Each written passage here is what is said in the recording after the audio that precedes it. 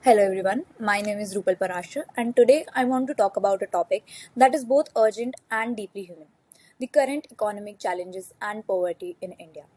India is one of the fastest growing major economies in the world. We hear about rising GDP, startups, digital revolutions, and global recognition. But alongside this growth, there is another reality, one that is often less visible but equally important. Millions of people still struggle to meet their basic needs. Poverty in India is not just about lack of income. It is about lack of access to quality education, healthcare, clean water, and stable employment. Even today, a significant portion of the population works in the informal sector, where income is uncertain and social security is almost non existent. The recent economic challenges have made this situation more complex. Inflation has increased the cost of essential goods like fuels and food. For middle and lower income families, this means difficult choices, choosing between nutrition and education or health and daily survival. Unemployment, especially among youth, is another pressing concern. India has a young population, which should be its greatest strength, but without sufficient job opportunities, this demographic advantage risks turning into a crisis. Educated young people are struggling to find jobs that match their skills, leading to frustration and underemployment. At the same time, inequality is widening. While some sectors and individuals are benefiting immensely from economic growth, others are being left behind.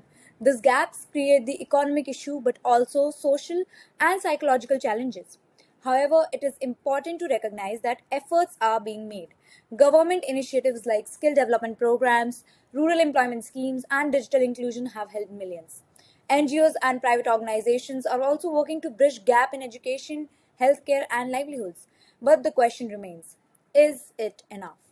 To truly address the poverty, we need a multidimensional approach. Economic growth must be inclusive. Policies must focus not on just growth but on equitable distribution. Investment in education and healthcare is critical. Most importantly, we need to create a sustainable employment opportunity that provides dignity and security. As individuals, we also have a role to play, whether it is through awareness, responsible consumption, or contributing to social initiatives. Small actions has collectively created a larger impact. In conclusion, India stands at a crossroad. On one hand, there is immense potential and growth. On the other hand, there are deep rooted challenges like poverty and inequality. The true success of our economy will not be measured only by numbers, but how many lives do we uplift? Thank you. That's all from my side.